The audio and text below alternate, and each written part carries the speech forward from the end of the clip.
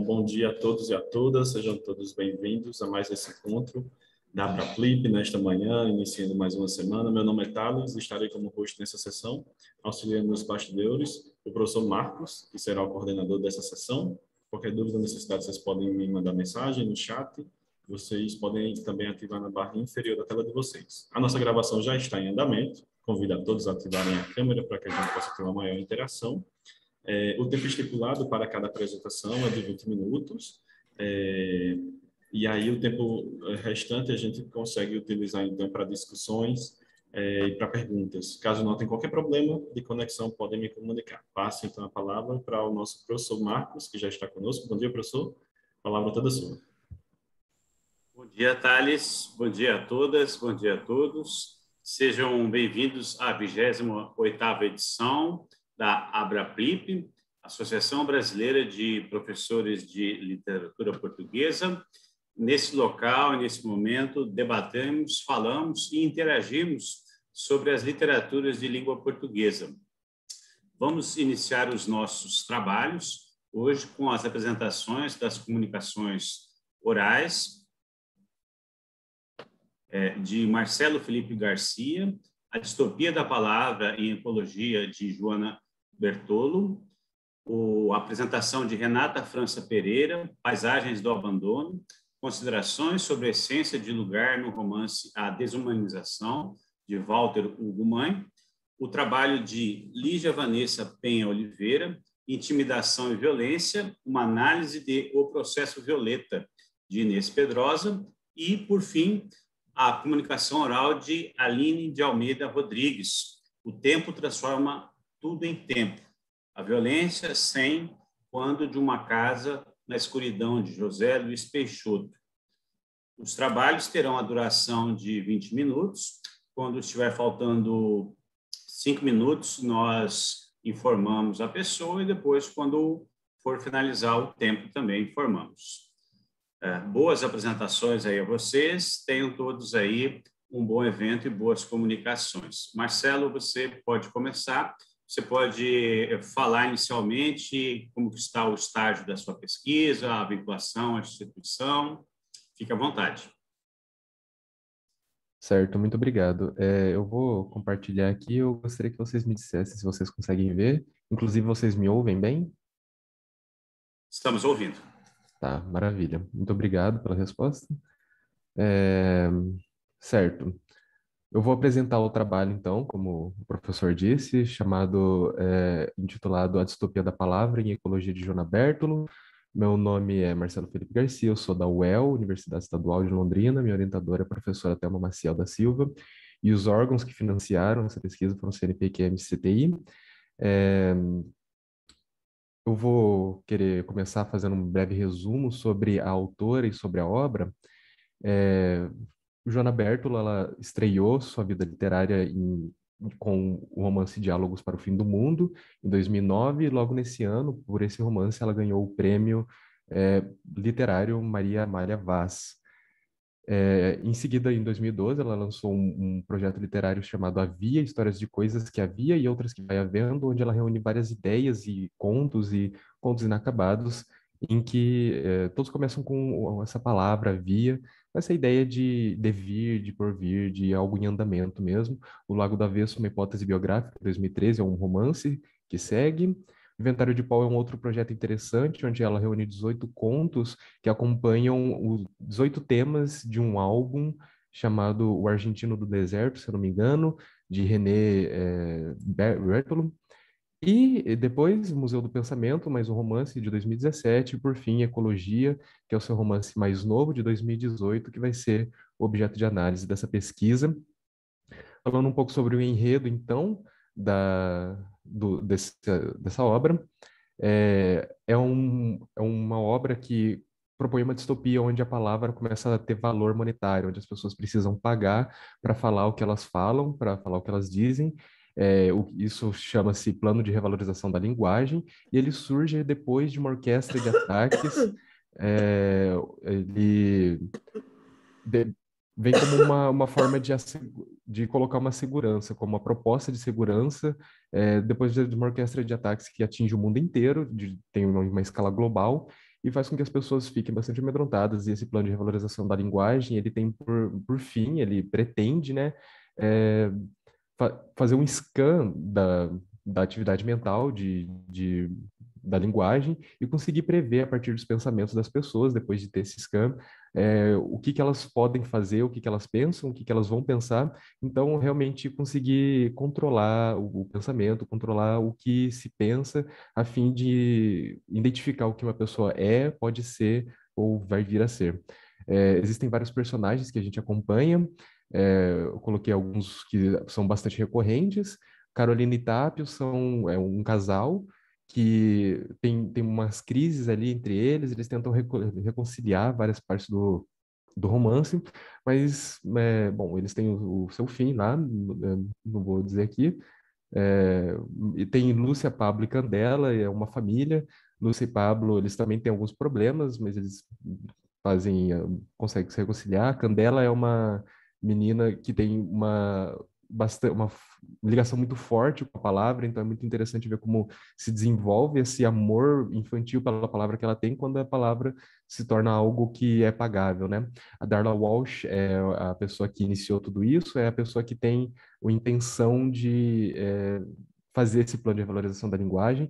Ana é a sua mulher eco. Mulher eco é um emprego dado na ecologia, criado em ecologia, acredito, e é uma pessoa que repete certos momentos do discurso de Darla Walsh. É, e também tem Nelson e Pedro, que são dois presidiários. Nelson é preso por um crime que não cometeu, e Pedro também tem uma interação muito interessante com o plano de revalorização da linguagem, já que ele é gago. E, bom, a gente vai ver os desenlaces disso. Eu vou falar um pouco, então, da teoria que eu usei para fazer a análise dessa obra. Eu usei alguns preceitos Foucaultianos, eu trouxe aqui uma citaçãozinha de ecologia, onde Carolina tenta achar uma palavra que designe tornar algo mercado. Então, ela tenta bem-estamento, abezinhar, besificação e etc., que vai ser muito interessante ver como essas coisas encaixam muito bem com os preceitos Foucaultianos que a gente vai discutir aqui, principalmente de normalização. Com licença. Certo. A normalização, a partir da teoria de Foucault, prevê um estado de norma, algo que na sociedade é tratado como padrão ou como realmente uma norma que deve ser almejada pelas pessoas. É, e tudo que é aquilo cria como um centro, e as pessoas são incentivadas a atingir esse centro, a ficar mais próximo desse centro possível, e tudo que foge disso é ostracizado, é colocado para a margem. Isso vem como uma forma de segurança, de garantir uma certa segurança, e que daí a gente já consegue perceber uma certa relação com a ecologia, né? E daí, como a gente pode usar como exemplo bom, quando eu falar do sistema regulamentador, acho que esse exemplo encaixa melhor. Enfim, essa normalização ela prevê uma segurança, ela supõe uma segurança, e o Foucault ele fala bastante do Estado neoliberal, que coloca no centro, né, dessa normalização o mercado. Então, tudo vira mercado, tudo que é seguro, tudo que é norma, né, é para o mercado. É algo que pressupõe essa transação mercantil. E ele fala que essas regras, essa normalização se dá em dois estados, né, principalmente, regulamentador e disciplinar. Regulamentador vão ser as leis que fazem com que isso seja mais fácil, com que as leis que obrigam as pessoas a seguir essa norma. Existem várias críticas para o sistema carcerário, por exemplo, e ele é a partir de leis, né, ele é regido a partir de leis. Não me proponho aqui a fazer uma crítica ao sistema carcerário, mas existem críticas e que revela essa necessidade de repensar as leis e esses órgãos regulamentadores que propõem uma norma. E o disciplinar, ele atinge mais o indivíduo, e são ações promovidas socialmente que reforçam uma norma de maneira cultural, ou seja, você não é obrigado a ser rico, mas quanto mais rico você for, mais perto você está da norma e, portanto, mais seguro. E as pessoas são incentivadas a isso. Dificilmente alguém vai almejar ser pobre, né? Que vai ser muito longe da norma, vai ser muito ostracizado. Outro conceito de Foucault vai ser a heterotopia, que eu coloquei a imagem do Vale do Silêncio, um parque em Lisboa, que dá nome a um local na obra também, Vale do Silêncio, onde as normas da sociedade comum, entre aspas, vão ser subvertidas. Então, a heterotopia é justamente isso, ela propõe uma nova regra, uma nova funcionamento de cultura, de tudo, é, nessa que fuja dessa norma estabelecida para o que a gente conhece normalmente. Ok, eu vou falar um pouco sobre o distopia. Existe um ramo da utopia literária que fala da distopia. A gente vai tratar disso. E aqui é outra citação de ecologia: já não há estar fora em nenhum aspecto da vida, uma utopia individual dentro de uma distopia coletiva. Para ilustrar o que a gente vai falar um pouco, coloquei um pouco dos preceitos básicos. É uma expressão pessimista, então a distopia é a expressão pessimista da utopia. O que isso significa é que, embora seja pessimista, ela ainda propõe uma forma de esperança, uma forma de lutar por algo melhor. É, a gente vai ver como isso vai implicar em ecologia. Existe uma forte relação que relaciona o futuro ao presente. Existe muito, geralmente, uma crítica a algum aspecto da sociedade atual, nas distopias, e essa relação que a distopia faz do futuro, representado ficcionalmente, com a realidade presente, faz com que a gente enxergue essa crítica, faz com que a gente consiga ficar elucidado nesse quesito. E existem conjecturações, elucubrações e avisos do futuro. Então, é realmente um exercício de imaginar um futuro que seja ficcional, mas não tão distante, ou que tenha muitas relações bastante claras com o presente.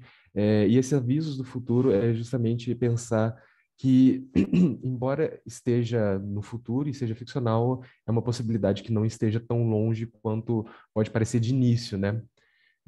Eu trouxe uma citaçãozinha, eu peço desculpa que ela está em inglês, mas a distopia, como crítica literária, ela é bem difícil achar tradução para o português, então eu tenho que recorrer muitas vezes a essas citações em inglês, mas eu vou fazer uma tradução livre aqui. A citação diz que essa ficção científica de cunho utópico, ela tem como objetivo tornar o nosso olhar estranho para a realidade, a fim de fazer com que a gente questione a história que levou a gente até o presente atual. Então, a ideia de que você chega na distopia, você tem um olhar estranho para a distopia, porque é um mundo que você não conhece, e principalmente porque existem frestas que faz com que a gente veja a realidade, veja o presente nessa obra, e depois, quando você sai dessa distopia, você olha de volta para o mundo e você vê frestas que mostram a distopia, então você começa a ter um olhar estranho para a realidade. É um olhar estranho que faz com que a gente repense toda essa história que fez com que a gente chegasse até aqui. Vamos então para a análise agora, depois desses pressupostos teóricos. Ecologia e estudos dos ecos é uma coisa bastante interessante, e essa ideia de eco na obra é muito bom para a gente entender como existem ecos de distopia na realidade e ecos da realidade na distopia. Ecologia vai virar estudos do eco na obra futuramente, né, no futuro ficcional, digo. E eu quero começar pelo começo, então, o que deu o pontapé inicial para tudo isso foram pessoas que realmente organizaram aquela orquestra de ataques de escala global. Aqui é uma conversa entre a Darla Walsh, a precursora do plano de revalorização da linguagem, com a sua mulher Eco. Ela diz: exato, as pessoas têm de se sentir encurraladas, ameaçadas, medo, precisamos de medo. Sim, por exemplo, um inimigo a combater. Poderíamos ser nós a fabricar essa ameaça? Então, a gente consegue ver muito bem como é, existe essa ponte para o que a gente vê na realidade a partir de Foucault. O Foucault ele vai ser uma ponte muito interessante para a gente conseguir ver, principalmente nessa obra, como, já que o Foucault falava da realidade, né, ele falava do estado onde a gente está, uma coisa bastante presente ainda hoje, e como a gente consegue, se a gente vê como esse futuro ficcional se relaciona muito com o que Foucault falava, então a gente consegue ver bastante coisa que relaciona esse futuro ficcional com o presente real. Então a ideia de forjar uma ameaça para que as pessoas precisem de uma segurança, e daí a partir dessa segurança estará uma certa norma. E o que essa norma acontece, no que ela resulta? Eu coloco aqui como título "Quando acontece distopia", como uma provocação mesmo, tentando fazer com que a gente possa discutir a ideia de uma distopia que aconteça agora. Então, na obra tem o plano de revalorização da linguagem. Aqui eu trouxe uma citação da Candela, a menina que tem muito amor pelas palavras, ela vai dizer: agora pagamos, mãe, já não são palavras, são coisas. É a ideia de tornar o mercado, né, tornar algo que era parte de um produto intelectual, tornar isso em mercado, tornar algo que a gente usa como sobrevivência em mercado, que a gente vê acontecendo bastante vezes. Normalização das línguas.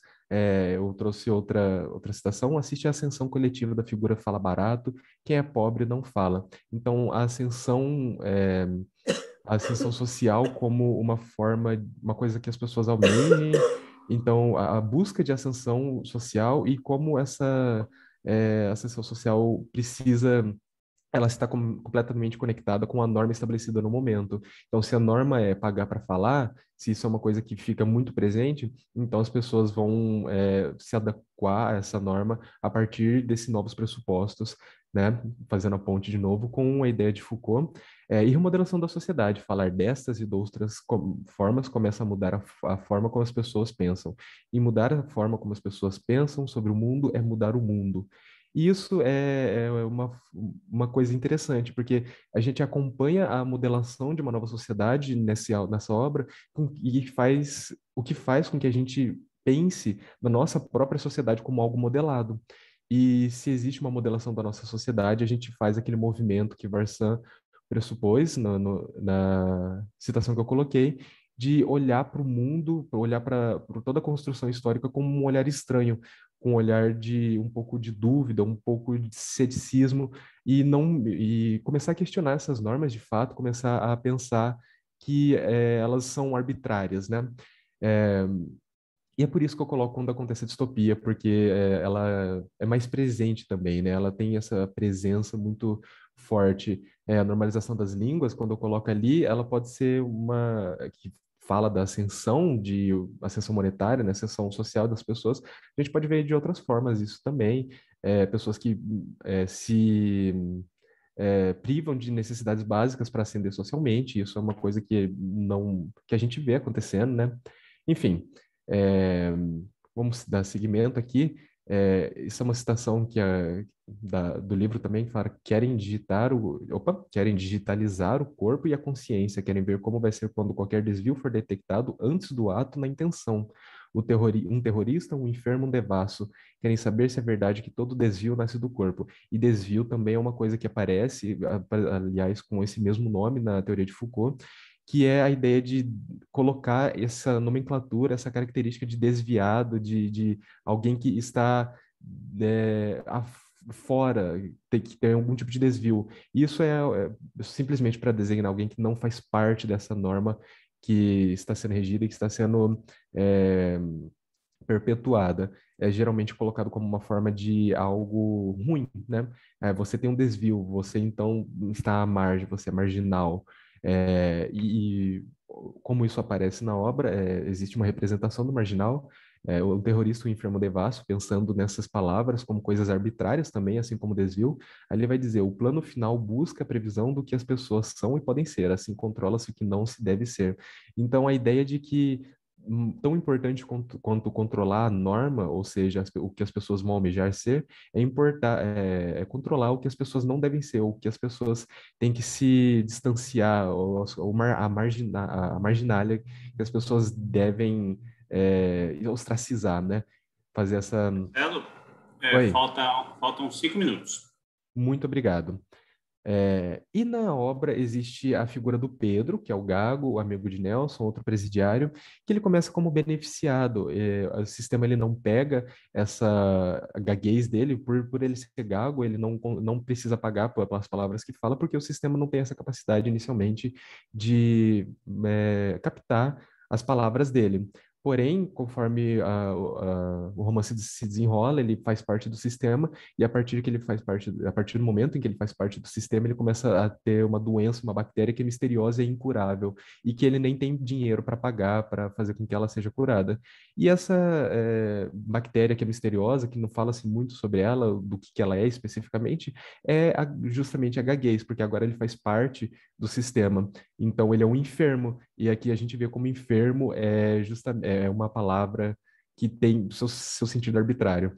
Quando tem uma nova norma, quando tem um novo jeito de pensar, ou seja, uma sociedade que está regida pelas palavras, pelo mercado da palavra, a gaguez passa a ser uma doença, né? Passa a ser uma coisa de enfermo. E isso é novamente, eu continuo repetindo, é uma coisa que a gente consegue ver na realidade também. Por exemplo, óculos não é considerado enfermo, enquanto um certo grau de surdez possa ser, né? Então, essa ideia de como enfermo é uma palavra muito arbitrária e que é designado para colocar as pessoas à margem, e à margem do quê? Da geração de capital, né? A geração de mercado nessa estado neoliberal que Foucault vai prever. Então, existem ecos da realidade nessa obra. Eu coloco aqui várias perspectivas, várias informações, e isso é uma coisa que acontece com a Carolina, a personagem é uma jornalista, enquanto tem um momento em que ela fica scrollando pelo seu celular, e ali ela vai ter uma desorientação muito grande, uma avalanche de informações, porque ela vai ver várias manchetes que são muito absurdas e coisas que realmente tiram ela do sério. Só que existem várias notas de rodapé que revelam que essas manchetes, na verdade, são manchetes existentes, são notícias que foram noticiadas na realidade. E é interessante ver como essas notícias da realidade são transpostas tão bem e tão organicamente para uma distopia, criando esse laço muito forte entre a realidade, aquilo que é real e aquilo que é futuro ficcional. E a heterotopia, né, que vai ser o Vale do Silêncio, vai ser um lugar onde as pessoas podem ir para falar o tanto que quiser, porque o sistema não funciona lá, mas quando as pessoas vão lá, todas elas ficam em silêncio. Então, realmente, uma coisa que foge completamente da norma, do que é pressuposto agora, né, nesse futuro. As pessoas podem falar, mas ficam em silêncio. E quando Carolina vai até lá, ela consegue ficar em silêncio quando ela vê uma nova forma, quando ela sai desse sistema, quando ela sai desse estado, ela consegue ter uma revelação, ela consegue ter essa ideia de uma nova coisa, né? Aqui é uma citação que ela fala de um romance, de um livro que ela queria ter publicado. Ela vai falar o seguinte: como foi que se convenceu de que não valia a pena publicar, que o mundo já não precisava de livros, de pensamento de fundo, de resistência? Se pudesse ter imaginado o que viria depois, se hoje aquele livro existisse, teria a chance de sobreviver no mercado negro, de circular nessa espécie de submundo que existe. Enquanto pensar for domínio íntimo, algo sempre conseguirá escapar à lógica totalitária. Devia tê-lo publicado. E, embora ela não consiga publicar em vida, e realmente a distopia tome conta, a sua sobrinha Candela, que é a menina que é muito aficionada por palavras, ela faz esse favor para a tia e publica o livro com o nome de Ecologia, e que gera essa centelha de esperança, né? Então ela fala que devia ter publicado porque ela consegue escapar da lógica totalitária, serve como um escape dessa lógica totalitária, e ele é publicado, então faz com que leva a gente a pensar, poxa, então se existe uma forma de sair, de escapar dessa lógica totalitária, como a gente pode fazer isso no presente? Se existe no futuro, e o futuro é tão interligado com o presente que a gente conhece, como a gente pode fazer? Fazer um exercício mental, né, de situar na ficção algo real e pensar no futuro nessa ficção como algo que existe na realidade, e pensar nas possibilidades de escape da lógica totalitária que a gente pode ter na realidade também. Essas são minhas referências. Agradeço muito a atenção de todos e todas.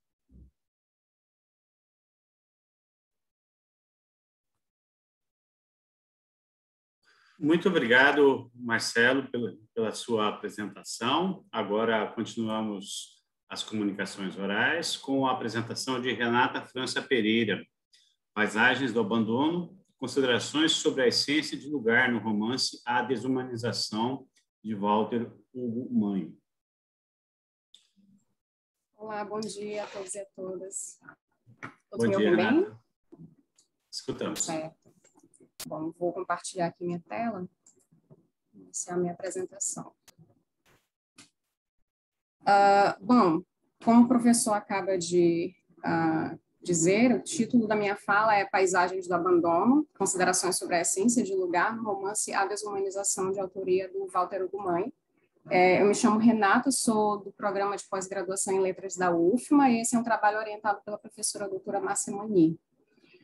Bom, em que pé anda a minha pesquisa? Eu estou já no 2º ano, né, do mestrado, e eu estou em vias de qualificar esse trabalho.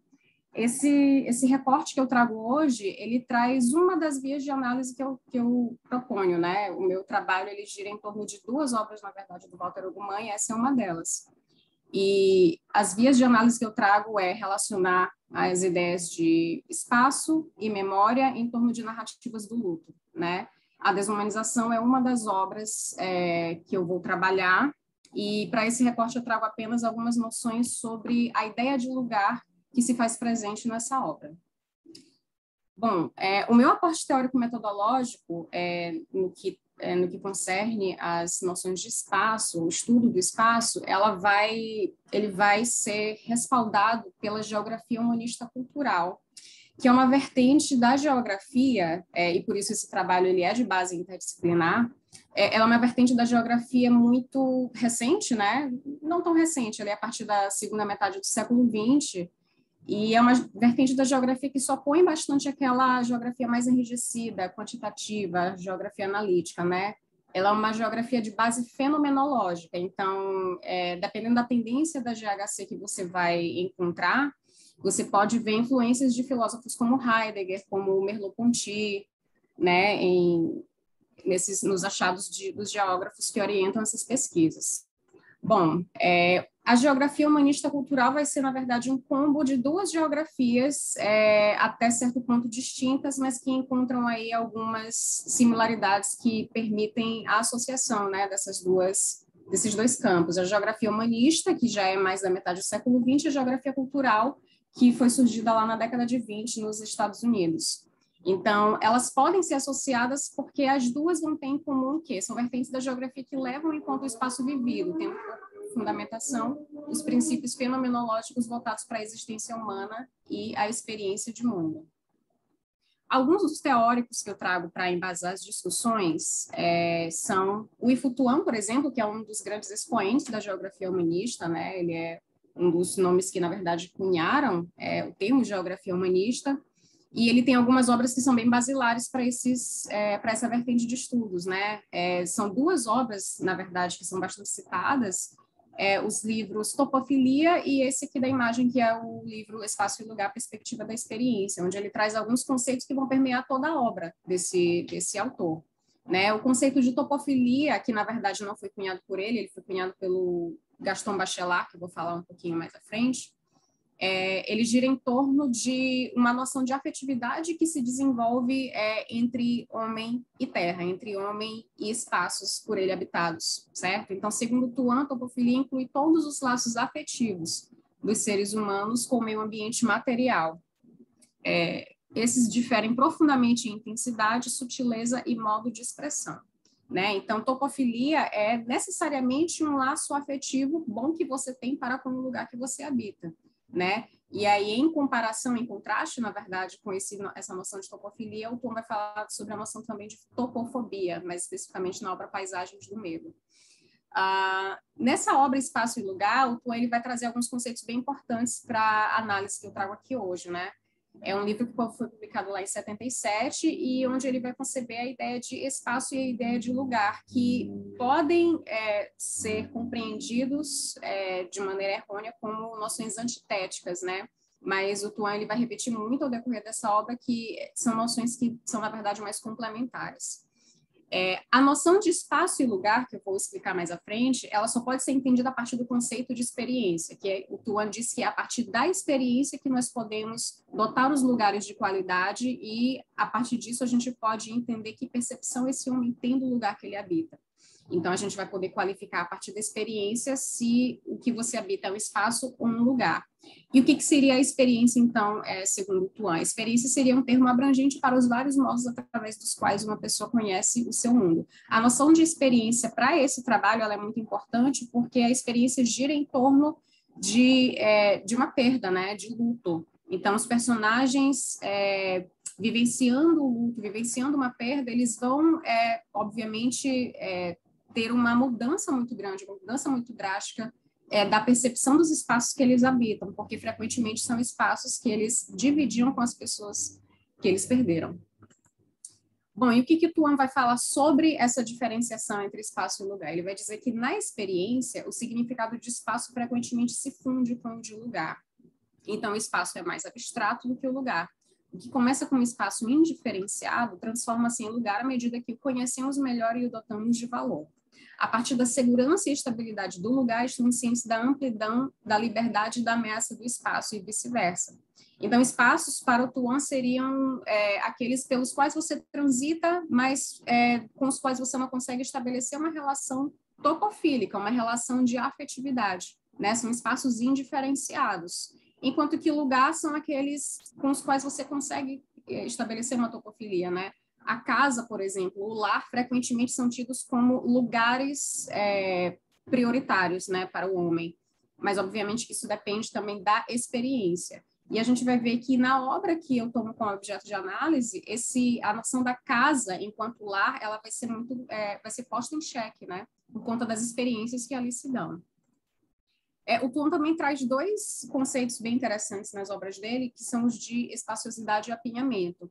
A espaciosidade para o Tuan está intimamente associada com a sensação de estar livre. Liberdade implica espaço, significa ter poder e espaços suficientes em que atuar. Então, frequentemente, aqueles espaços com os quais você tem uma relação topofílica, você é capaz de experienciar a espaciosidade. O apinhamento já seria o oposto, né? O contraste a esse conceito. O apinhamento, podemos dizer, ele vai citar aqui o exemplo, né, o Tuan. O que é apinhamento? Podemos dizer que uma floresta está apinhada de árvores e um quarto está apinhado de bugigangas. Mas são basicamente as pessoas que nos apinham. Elas, mais do que as coisas, podem restringir a nossa liberdade e nos privar do espaço.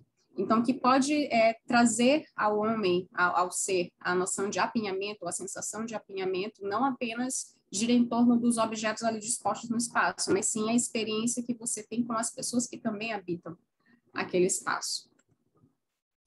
Um outro teórico muito citado nos estudos da GHC vai ser o Edward Heath, que ele traz aqui o conceito de lar e o conceito também de lugar sem lugaridade, né? O que ele fala sobre o lar?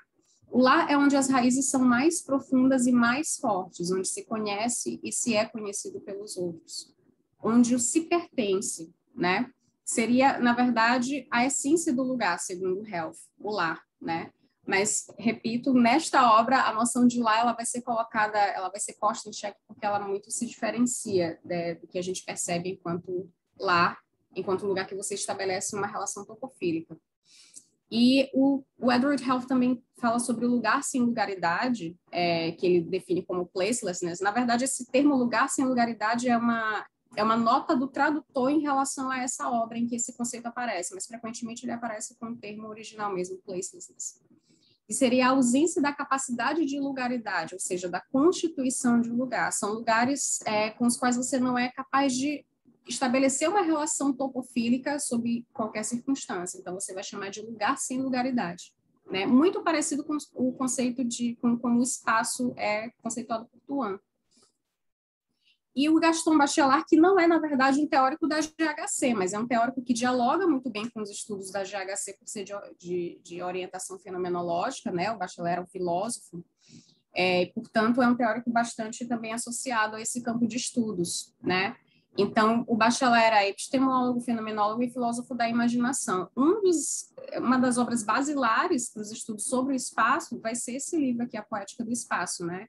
Onde ele se propõe a examinar imagens bem simples, as imagens do espaço feliz. E é aqui nessa obra que o Bachelard vai cunhar o termo topofilia, que o Tuan vai, né, trazer com mais popularidade.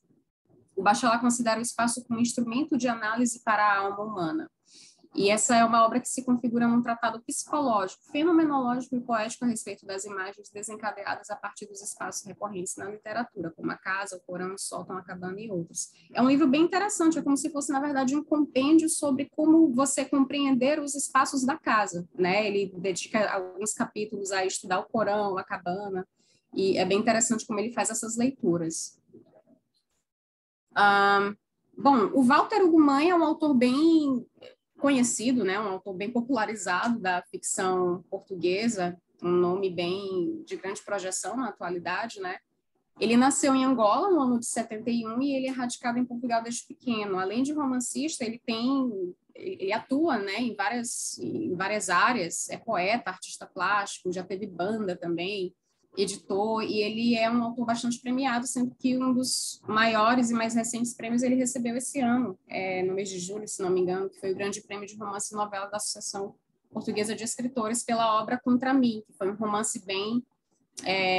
foi lançado no ano passado, bem diferente, assim, se a gente for considerar o corpo de trabalho do Walter Ugumãe. E ele tem um romance que se passa no Brasil, que está sendo lançado esse ano, foi lançado há algumas semanas em Portugal e vai sair daqui a alguns meses aqui no Brasil também. Bom, Walter Ugumãe, alguns autores o categorizam como ficção contemporânea e alguns autores o classificam de outra forma, né? O Walter Ugumãe, segundo a Gabriela Silva, e aqui eu falo de um estudo que é, na verdade, um dos únicos que vão categorizá-lo dessa forma, né? Se fala de Walter Ugumãe e de outros autores também que têm temáticas e estilos similares ao dele, dentro de uma vertente chamada chamada novíssima ficção portuguesa, né? Então, o que a Gabriela Silva fala sobre essa novíssima literatura, ou novíssima ficção portuguesa? Ela se explica como novíssima por localizar-se de uma maneira diferente quando pensamos em literatura portuguesa, ao pensarmos seus contextos de produção, um mundo que revê seus conceitos de fronteira, de cultura, de identidade, e num constante processo de determinadas nações, como reposicionamento pós-guerra, pós-colonialismo, conseguimos identificar o que se coloca sob a égide de uma nova literatura portuguesa. Seria, segundo essa autora, a literatura que está sendo produzida em Portugal a partir dos anos 2000, né? Essa novíssima literatura portuguesa. Mas, como eu disse, ainda é uma categorização e que carece referências, né? E tem uma fala muito interessante do professor Jorge Valentim no canal do Real Gabinete, no evento do Real Gabinete que aconteceu no mês de junho ou julho também, que ele faz algumas considerações bem interessantes acerca dessa nomenclatura, né? Bom, Walter obteve destaque no panorama literário com a obra O Nosso Reino, foi o primeiro romance dele, né? Aqui no Brasil saiu em 2012, pela Biblioteca Azul. O Walter hoje ele é publicado pela Biblioteca Azul aqui no Brasil, mas ele chegou pela Cosac Naif, a afinada Cosac, né? E O Remorso de Baltazar Serapião é a Máquina de Fazer Espanhóis ou Apocalipse dos Trabalhadores, conhecido como a tetralogia das minúsculas, né, do Walter Ugumãe, onde ele grafava todos os termos, todas as palavras com letras minúsculas, uma espécie de democratização das letras, segundo ele. Em A Desumanização, ele grafa as perguntas sem sinal de interrogação e ele usa uma linguagem e estrutura próprias para afirmar sua independência literária em relação aos modelos oficiais existentes até aquele momento, onde o narrador usa a voz que lhe é dada dentro do romance para confirmar essa independência. E por esse é um dos motivos, na verdade, que muitos críticos o consideram como um herdeiro aí, direto de Saramago, né? Existem inspirações muito, muito similares. Bom, a obra é o romance A Desumanização. Aqui à esquerda eu trago a capa da Biblioteca Azul, né, edição brasileira, que, como eu disse anteriormente, chegou ao Brasil pela Cosac Naif já no ano de 2014. E aqui à direita a gente tem a capa portuguesa da Corpo Editora, lançada em 2013. Bom, do que se trata essa obra, né?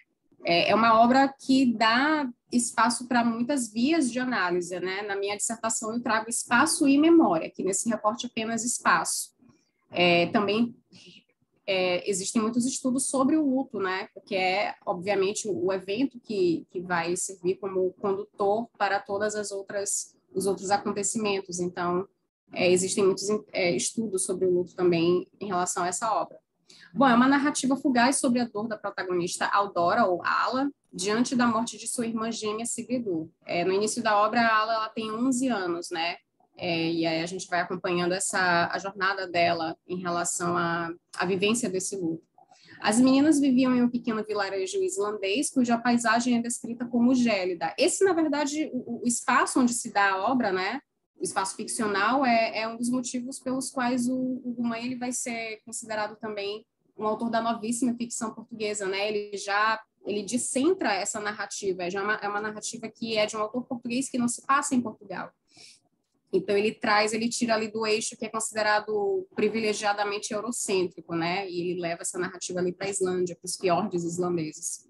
A Islândia, do romance, inóspita e congelante, é capaz de evocar a máxima expressão da solidão consternada experienciada por Ala e seus pais diante da perda de Sigridur. Então, são aspectos que vão que vão se alinhar muito bem, né? A narrativa, ela é bastante seca, mas ao mesmo tempo ela é bastante lírica. O Walter Ugman, ele flerta muito assim com a prosa poética, né, no estilo dele.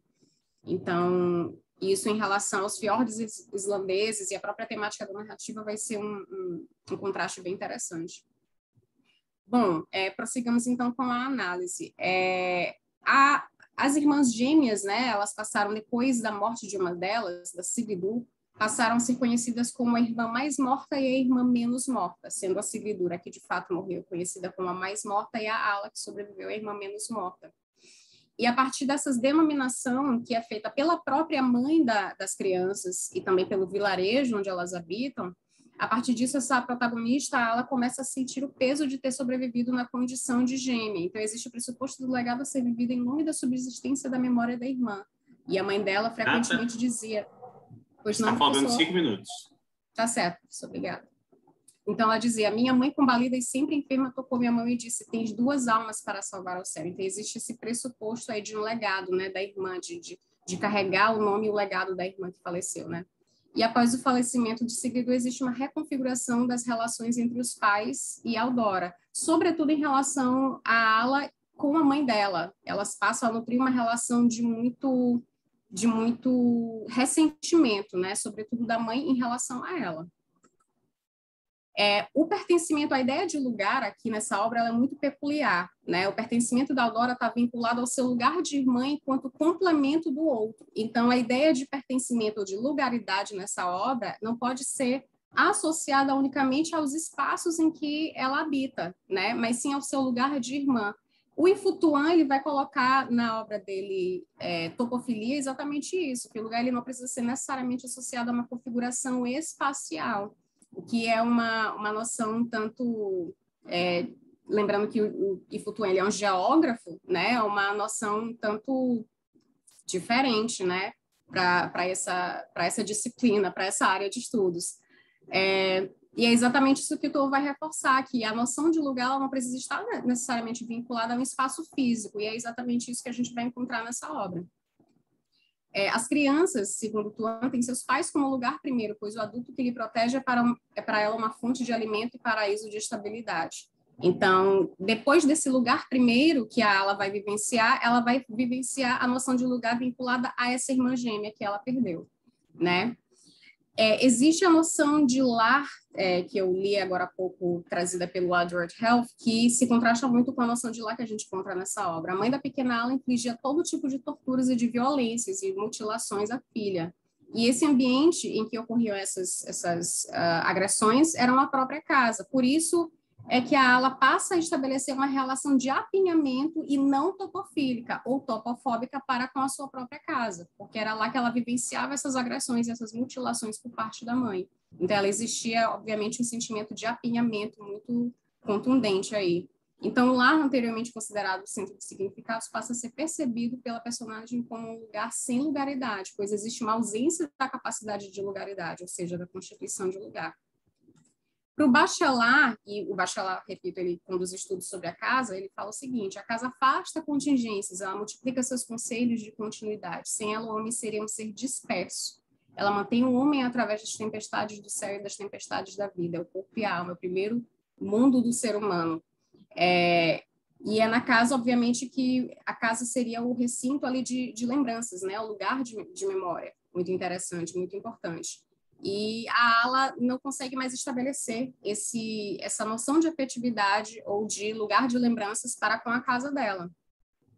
Então, por que esse romance ele traz uma noção de lugar tão peculiar, para resumir? A referência de lugar ela foge ao convencional, pelo menos ao convencional que a gente vai considerar como o lugar geográfico, né? Que vai ser o lugar dessa criança vai ser no laço afetivo que ela nutria para com a irmã que ela perdeu, né? Então, uma vez morta a irmã, morreu também a sua noção de lugar, ela está ali deslugarizada. Então, ela vai rejeitar a casa e o vilarejo como resultado dessa assimilação da identidade da irmã falecida. Existe uma noção muito interessante de apagamento da própria identidade da Ala, porque ela passa a carregar essa noção de que ela precisa vivenciar o que a irmã não viveu. Então, ela meio que passa a assimilar a identidade dessa irmã. E isso meio que aflora esse sentimento de topofobia pela casa e pelo vilarejo, né? Então, a gente pode concluir que a perda da irmã, na verdade, culmina na perda do lugar que ela tinha no mundo, né? No final do romance, ela meio que se exila, porque ela não se encontra mais naquela casa nem naquele vilarejo. Bom, essas são algumas das considerações que eu trouxe para esse recorte hoje. Aqui são as referências, algumas das referências que eu trago para esse recorte. Muito obrigada.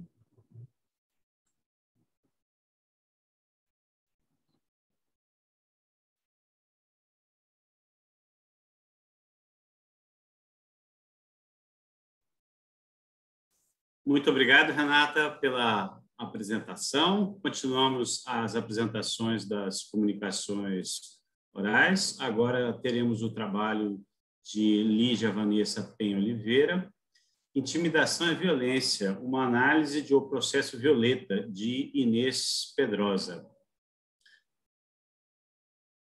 Lígia, pode começar apresentando o seu trabalho, o estágio em que ele se encontra, a instituição. Certo. Bom dia. Vocês estão me ouvindo bem? Estamos ouvindo bem. Certo.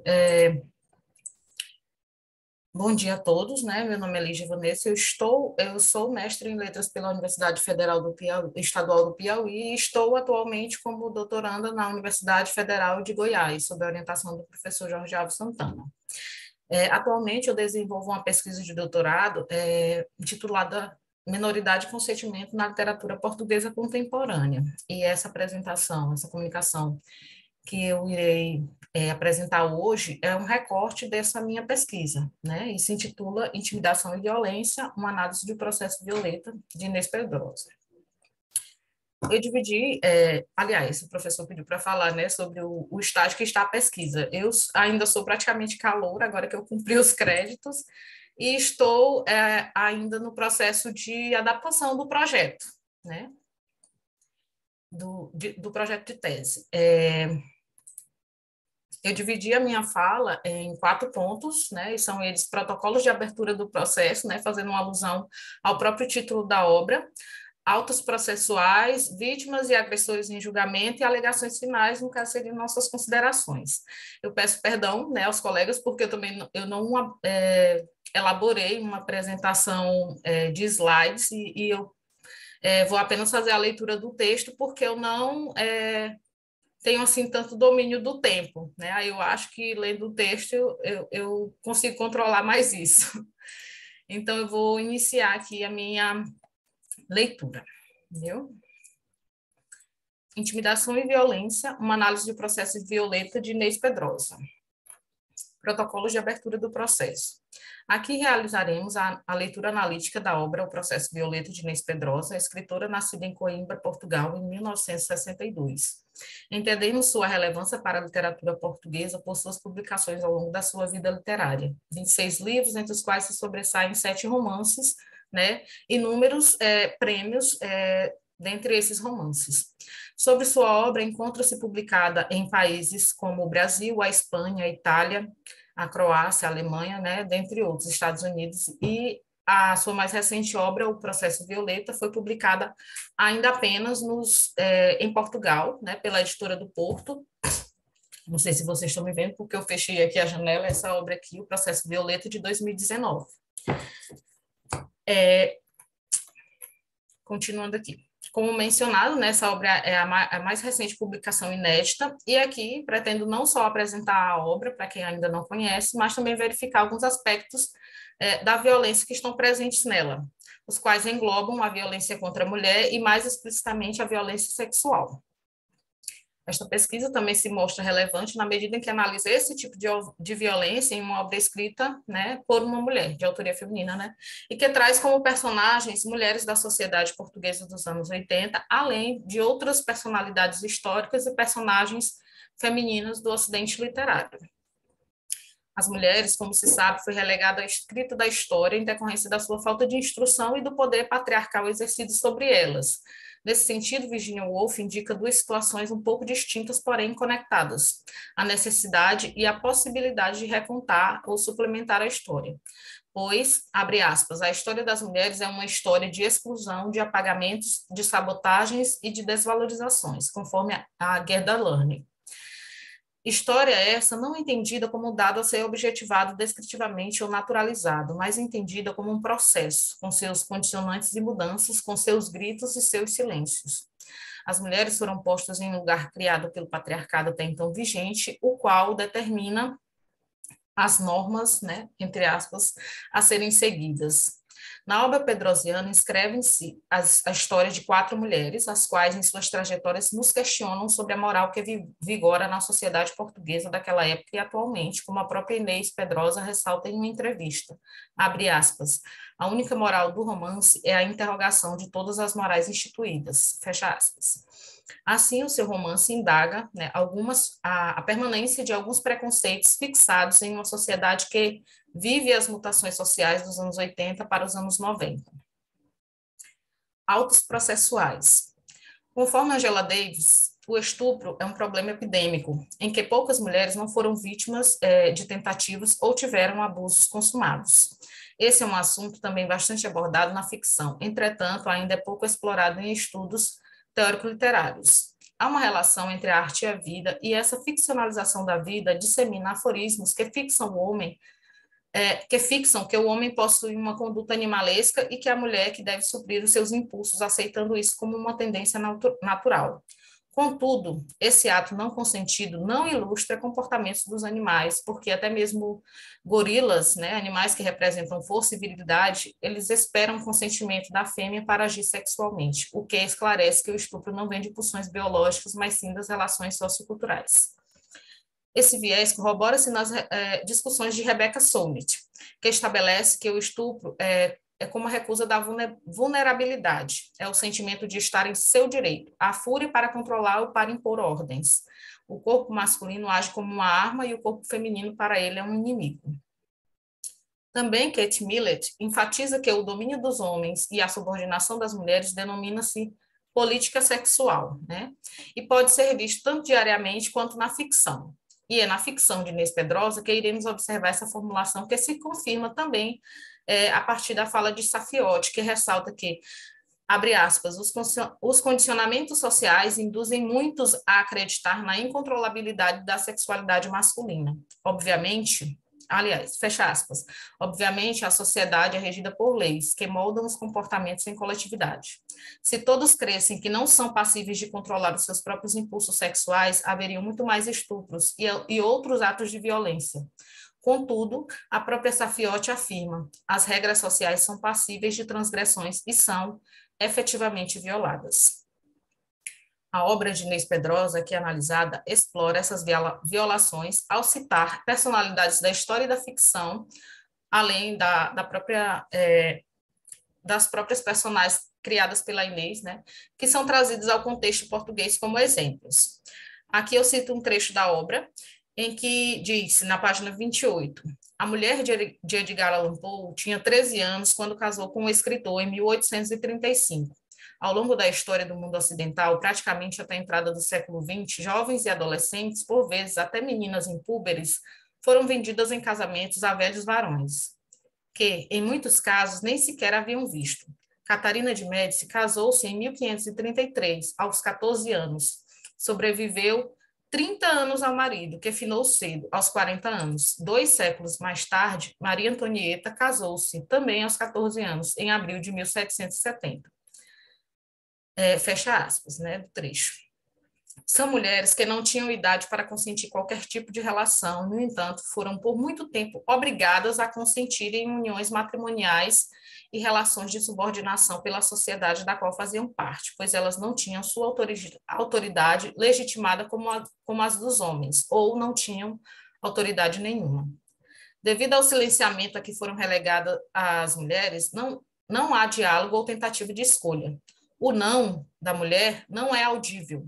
Por isso, importa a projeção dessa realidade de abuso sexual de maneira crítica, né? Agora, adentrando mais a obra, né, no tópico vítimas e agressores em julgamento.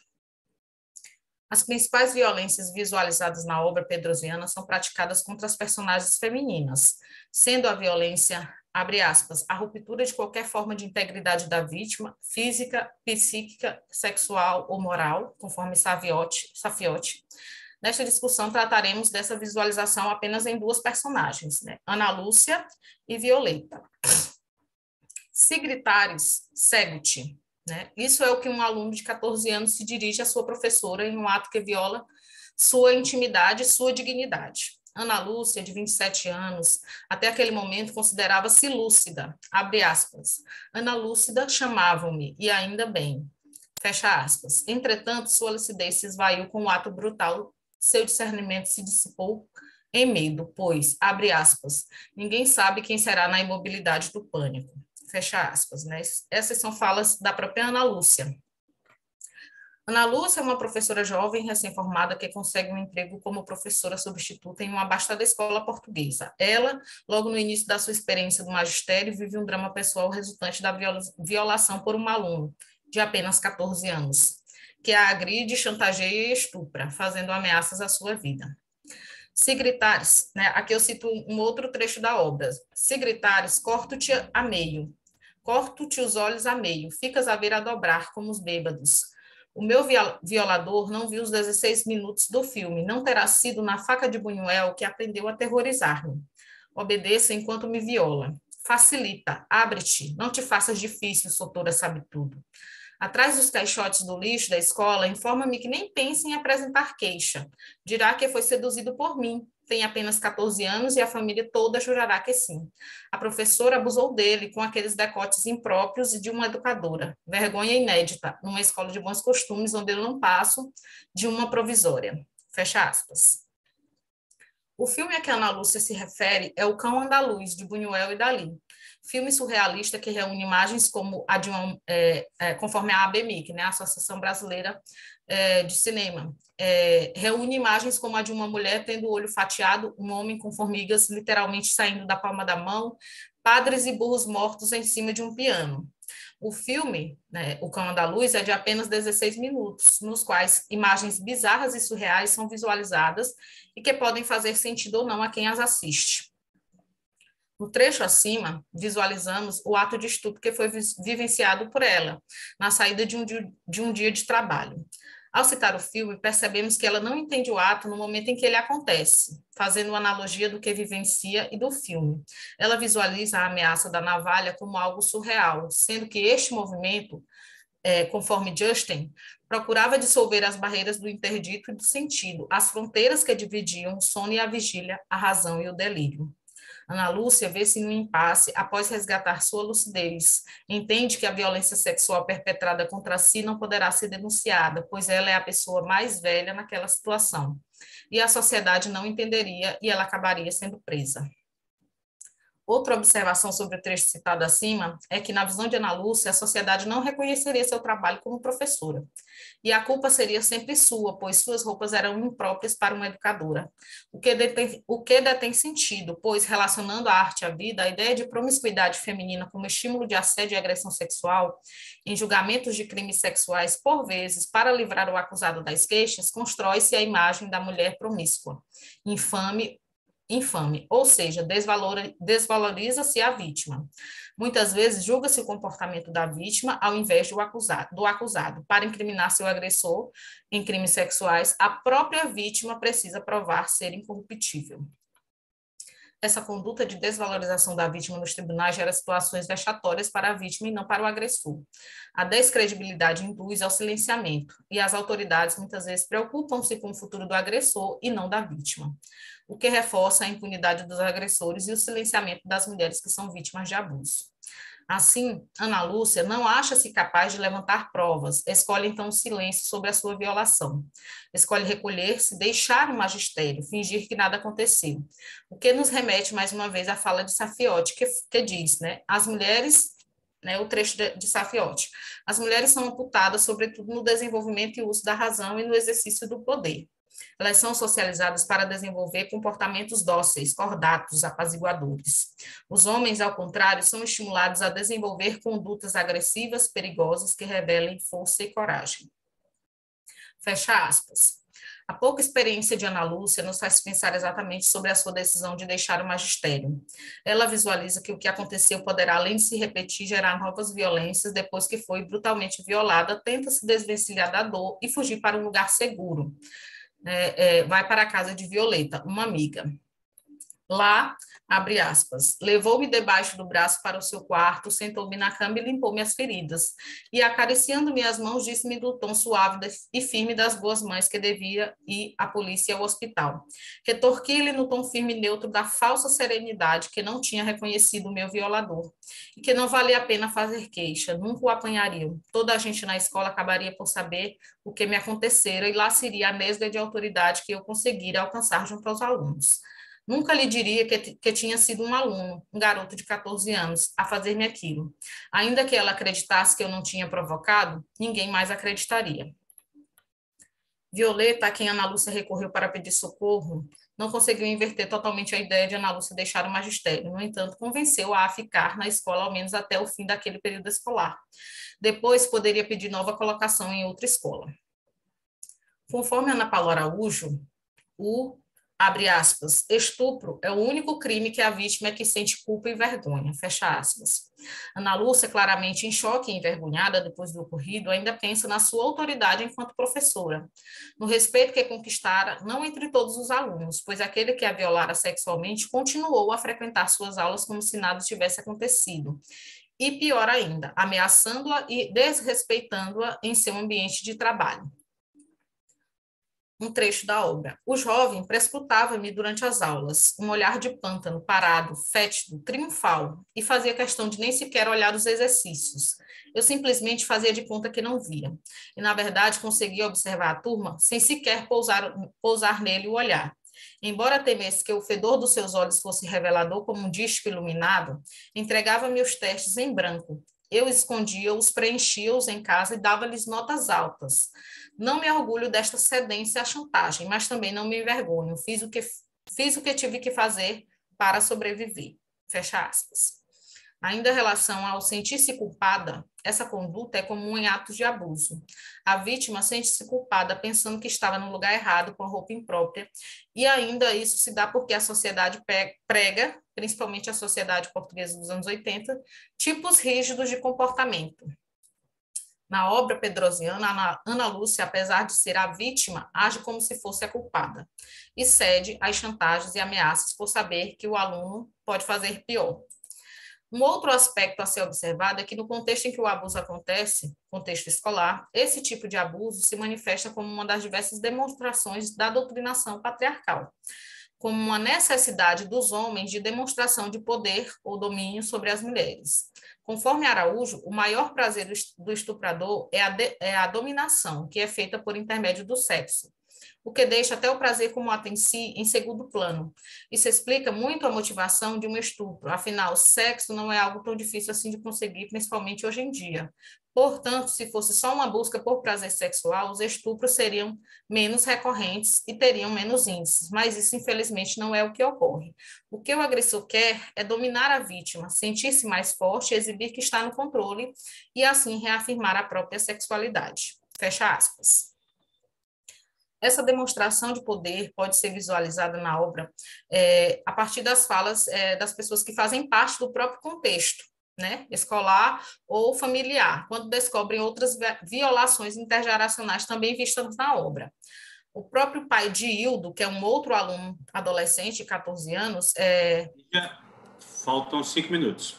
Certo. O próprio pai de Hildo, né, é um outro aluno que se envolve amorosamente com a própria Violeta, com a outra professora a quem a Ana Lúcia recorreu. Ele, quando descobre desse envolvimento, ele diz, né, abuso, minha senhora, qualquer adolescente sonha em dormir com a professora.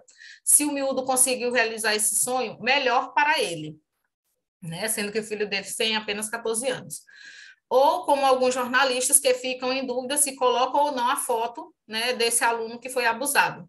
O puto já tem idade para comer a professora, é o que dizem os jornalistas, não é nem um bebê desvalido.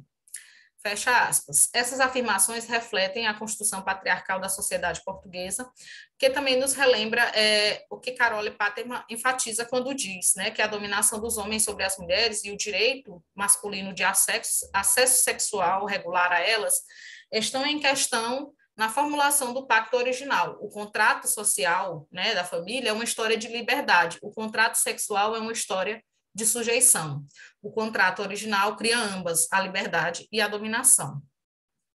Desse modo, para o pai de Hildo, é como se o filho também não fosse também vítima, pois ele é do sexo masculino, e o que consegue fazer para ele é coisa de homem, né? Em oposição a essa dominação, apresenta-se também aqui a Violeta, que é uma mulher já casada, mãe de gêmeos, né, de 32 anos. A Ana Lúcia a descreve como uma figura saída dos livros de Jane Austen, uma menina espirituosa e afável, que usa a ironia como um borrifo de perfume. Apesar dela descrevê-la assim, a Violeta não é mais uma menina, ela tem 32 anos, né? É uma professora já, mãe de gêmeos, casada e tudo. Então, as características dela a colocam acima de suspeitas, né? Contudo, o Hildo, esse seu aluno, ele lhe endereça uma carta em que ele diz, abre aspas, tu e eu nascemos um, assim vai ser a nossa vida, não tenha medo. E ao invés de ela desviar-se desse desejo evidenciado pelo aluno, ela faz o inverso, se sente lisonjeada, né? E começa a se relacionar com esse aluno mais jovem, né? Entretanto, abre aspas, um dia houve uma denúncia anônima, uma fotografia do que parecia um beijo na boca, enviada para o conselho diretivo, com uma carta escrita com palavras recortadas. É isto que se aprende na escola? Né? Então, houve uma denúncia dessa relação da Violeta com o Hildo, e a Ana Lúcia nem sequer percebeu, porque ela estava ainda traumatizada com a violação que ela tinha sofrido por outro aluno. Eu vou pular, né, para as alegações finais, depois a gente pode voltar a essa discussão por conta do tempo. Após fazer essa explanação e entender que o abuso sexual e a cultura que o prolonga, é necessário verificar como essa cultura e essas ações criminosas vêm sendo representadas nas narrativas. Trata-se da representação do mundo, né? Também, ou modificando ou perpetuando algumas práticas. Mais do que a história dos amores, né, entre uma professora e seu aluno, ou a violação de outra professora por outro aluno, o romance de Inês Pedrosa questiona a nossa identidade coletiva numa época em que Portugal vivia entusiasmadamente os primeiros anos de liberdade. Ana Lúcia e Violeta são representações opostas dos preconceitos da sociedade da qual fazem parte. Enquanto Ana Lúcia intenta a liberdade de um novo emprego, né, as suas expectativas são frustradas, pois é óbvio, conforme Safiotti, que a sociedade considera normal e natural que homens maltratem as mulheres. Ainda mais a sociedade portuguesa, que acabara de sair de um regime autoritário, ainda com inúmeros preconceitos enraizados, enquanto Violeta é a personificação da boa mulher, representante daquele regime há pouco findado. Católica, apostólica, bonita, casada, burguesa, risonha e severamente determinada a cumprir todos os seus desejos sob a tutela dourada de um Deus dadivoso, acima de suspeitas. Fecha aspas, mas que comete o pior dos crimes para aquela sociedade, decide deixar todos os rótulos para fixar-se a um amor considerado loucura. Né? Destacamos que não estamos aqui defendendo a pedofilia ou considerando os abusos sexuais cometidos por mulheres inferiores àqueles praticados por homens. Apenas queremos incentivar a reflexão sobre a distinção desses comportamentos sociais, socioculturais frente aos gêneros. Obrigada. Me perdoem se eu excedi o tempo.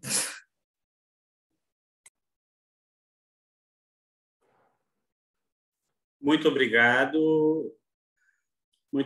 Lígia, pela sua apresentação. Thales, já temos a quarta apresentação? Infelizmente, ela não chegou, professor. Não chegou? Não. Tá.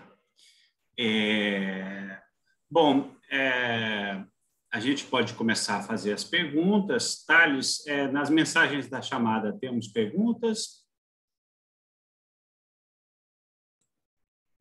Eu vi bastante considerações, assim, bastante elogios.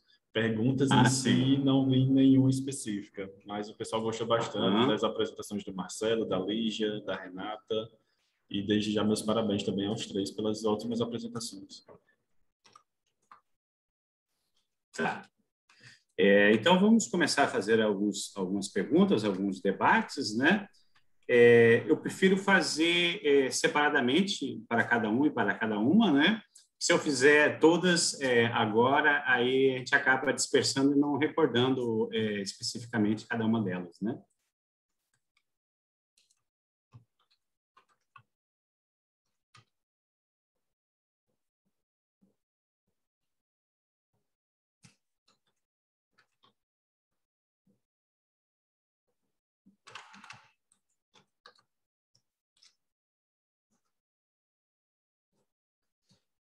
Bom, vamos começar então com a primeira apresentação, a apresentação do Marcelo, a distopia da palavra em ecologia de Joana Bertolo.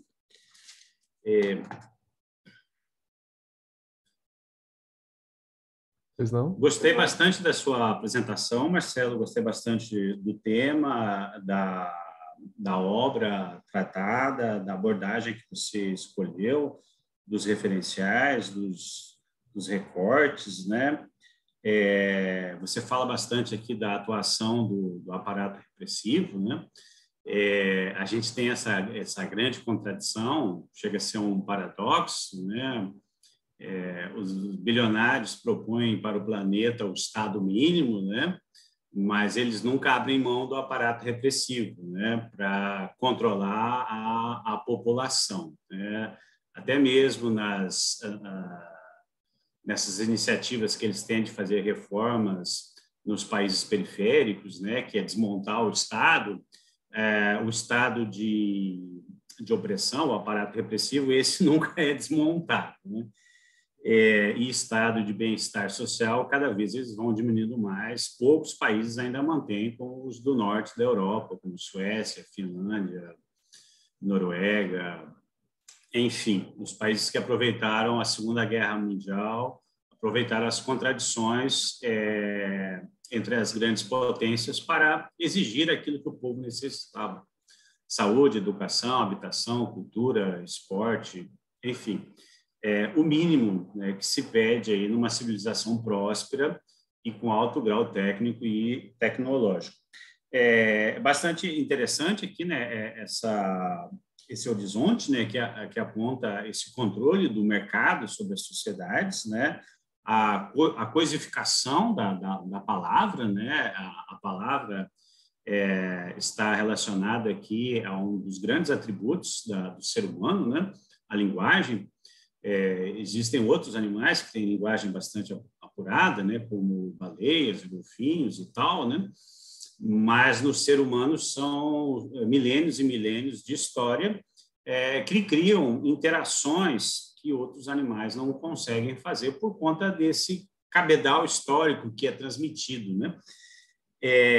Assim como os pássaros voam e os peixes nadam e mergulham, o ser humano tem a linguagem, né?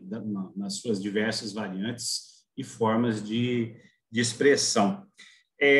Eu gostaria que você falasse um pouco da seara aí, do âmbito da metalinguagem, né? Eu imagino que dentro do romance Ecologia, da Joana Bertolo, deve ter várias reflexões, né? Vários debates sobre a linguagem, sobre a importância da linguagem, que ela deve bastante inserir aqui, né? No texto. Eu respondo agora ou você vai fazer a pergunta para o próximo depois, né? Ok. Tá. Prefiro que seja separadamente. Beleza. Eu só quero fazer um adendo antes. Eu peço desculpa não ter apresentado o meu projeto antes, foi descuido meu. Se você me permite, eu vou falar um pouquinho dele agora, Sim. se vai tudo bem. Eu estou no primeiro semestre de mestrado, meu estudo ele é voltado às distopias e especificamente as expressões de escrita íntima em distopias, então diários, manuscritos, até ferramentas como a voz, ou gravação de áudio que aparece em Conto da Aia e os testamentos podem ser esse tipo de expressão de registro E a ideia é realmente pensar um pouco sobre a construção do self, a construção de um ser, a construção do indivíduo dentro desse tipo de obra. É, então, eu ainda estou no começo, primeiro semestre, mas essa é a ideia que tem aí.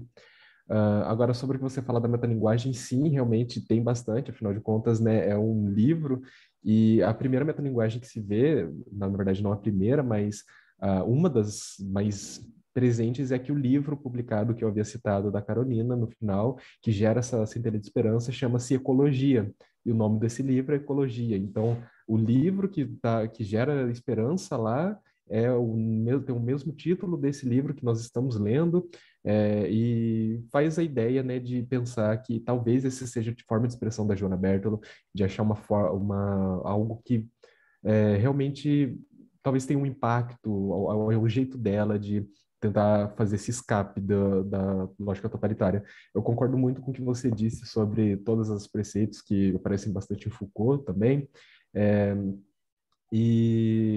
uma das personagens que tem muito essa característica que aparece, volta e várias vezes, é a própria Candela, que é a criança, que ela começa como criança, mas ela torna-se adulta, né? São vários anos passados no livro, e ela tem várias reflexões sobre a palavra, sobre como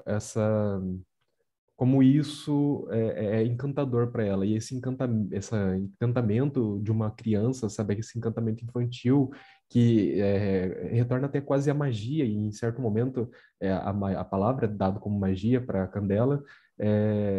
É muito interessante ver tudo isso acontecendo. Ela vai falar, por exemplo, como é, ela, como o valor que ela procura na palavra não é o valor monetário, né? Então, um valor muito mais... O valor que ela vê é um valor de beleza, um valor quase lírico, assim, certo? E, e uma outra expressão que eu acho muito interessante é um capítulo... São vários capítulos curtos, esse romance, e um que se destaca por ser um pouco maior é um que é basicamente um ode inteiro à linguagem e à língua, e que é realmente muito... no momento em que ele vem, ele é muito impactante, assim. Eu realmente me emocionei bastante lendo esse capítulo específico, e é quando ele vai... Quando a narração, ele vai falar o que a língua pode ter como valor se não fosse, não pensando no valor monetário, né? Então, vai colocar todo tipo de valor que se distingue dessa lógica mercantil, dessa lógica de mercado, que se recorre várias vezes no romance. É, eu, eu acho que essas são as maiores expressões. E outras coisas também tem várias línguas, né, que são reutilizadas. São várias. Uma pessoa que está tentando aprender o português tem um personagem que tenta aprender o português, e daí tem muita coisa engraçada, assim, como ele chamando a mulher para morar na casa dele por um dia. Ele quis dizer posar na minha casa. E ela acha isso, ela divaga um pouco sobre isso, e aí fala: estou apaixonado de você. E a mulher fala: eu achei tão bonito como ficou isso que eu não quis te dizer que você estava cometendo um erro. E daí tem essa dupla pensamento de você está cometendo um erro gramatical, mas você está cometendo um erro de estar se apaixonando por mim, né? De estar ficando apaixonado de mim. Então são vários momentos, são vários jogos assim que ela vai fazer que são realmente muito interessantes. É um livro que me encanta muito. Esse eu fico muito feliz de estar podendo apresentar um trabalho sobre ele. É interessante, tem a questão aí da duplicidade semântica do termo ecologia, né? Que a ecologia é estudo do ambiente, né? E no texto lá, estudo dos ecos, né? Que são, ao mesmo tempo, continuidade e poluição, né? Porque o eco tem esse duplo aspecto, né, de refletir e refratar o que é dito, né? Muito interessante aí essas colocações. A questão da distopia, né, como você pontua ali no momento, aí, numa citação, esse olhar estranho que a gente tem diante de aquilo que está surgindo no nosso momento atual ou diante daquilo que surgirá num horizonte futuro, né? Para onde estamos indo com as escolhas que nós adotamos. Nós sabemos que a técnica e a tecnologia, elas estão, não diria a serviço, mas em interação com o ser humano para possibilitar que o ser humano se aproprie de conhecimentos, se aproprie de determinadas ferramentas, para ter um bem-estar, um bem-viver, melhor dizendo, né? E a gente acaba tendo essa relação em que não há o uso mais lógico ou mais intuitivo em que a técnica e a tecnologia estejam à disposição da humanidade. Você poderia falar um pouquinho mais aí sobre esse olhar estranho? Já há no texto alguns momentos que isso é pressentido antes de começar a mudança em si? Você fala o olhar estranho das personagens ou do leitor depois da obra? Não, das personagens, se elas pressentem essa modificação. Sim, sim, é muito interessante ver isso também. Em um momento, a Lucia, que é uma das personagens, que é a mãe da Candela, fala: em algum tempo vai ser estranho que as pessoas nunca, que em algum momento a gente nunca pagou pela linguagem. Então ela já prevê isso, ela fala: daqui a alguns anos, daqui a umas décadas, o estranho vai ser não ter pagado no passado pela linguagem, vai se tornar normal isso. E a própria Carolina, que ela tem muita crise pessoal, assim, né? Porque ela é uma jornalista e ela não consegue ter espaço para publicar os textos que ela gostaria, os artigos que ela gostaria, porque existe essa máquina, né, que normaliza tudo e o seu chefe não permite que ela saia muito disso. Então, quando ela pega licença para fazer uma viagem para descansar, o chefe dela fica feliz, porque ela não vai tentar publicar algo contra essa nova revalorização da linguagem, contra esse tipo de coisa. Existe dois momentos também que são relativamente engraçados, e engraçado aquele tragicômico, né? Mas em que as pessoas tentam fazer manifestos, só que elas não podem falar muito, porque quanto mais falar, mais elas vão gastar, e o grito, se você gritar, você paga mais, então não dá para ficar fazendo muito barulho também. Então, são sempre esses prenúncios, essas brincadeiras que vão sendo feitas. E a Darla Walsh, que é a pessoa que faz a precursora de tudo isso, é muito legal acompanhar a história dela, porque você vai vendo em que medida ela consegue mudar esse tipo de coisa, né? Eu não vou me estender muito mais para dar espaço para, né? Eu sinto que eu estou falando muito da minha pesquisa, eu quero dar espaço para todo mundo. Mas a Darla Walsh, ela faz palavras valerem menos, classes de palavras valerem mais, menos. Então vai existindo essa realmente manejamento de o que é mais barato falar, porque daí isso pode falar mais, e o que é mais caro falar, que daí certas pessoas só podem falar e vai ficar mais difícil acessar esse tipo de discurso, né? Então, sim, existe esse olhar estranho que vai acontecendo durante a narrativa também. Ótimo, muito obrigado, Marcelo. Prosperidade aí na pesquisa, que você consiga mergulhar aí no trabalho. A literatura é algo fenomenal. Os diálogos com as disciplinas irmãs, como filosofia, você trabalha com Foucault, né? Faz com que a gente tenha uma riqueza enorme aí de debates, de reflexões. Renata, você apresentou aí o trabalho referente à obra do Walter Ugumãe, a desumanização. Você tocou muito nas questões sobre espaço, né? Sobre a ligação com o espaço, tanto a ligação ficcional quanto a ligação interdisciplinar aí por meio do diálogo entre literatura e geografia, né? Você fala desse teórico chinês Yi Fu Tuan. Você fala aí dos conceitos de topofilia e experiência, né? Antes de eu fazer uma pergunta, eu só tenho uma uma dúvida para te perguntar. Tem um momento lá que você fala da novíssima literatura portuguesa, e aí você aponta a Silva, 2012. Na hora que você falou, interrompeu o meu sinal aqui da internet. Qual que é o crítico ou a crítica que fala lá da... Foi uma citação que você colocou. Isso, é a você me professora ouve, Gabriela Renata? Silva. Oi, estou ouvindo, vocês me ouvem? Isso. Sim, sim. Gabriela Silva. É a professora Gabriela Silva, isso. Se eu quiser, eu posso colocar a referência aqui no chat. Pode, por favor, coloca no chat aí para a gente. Pois bem.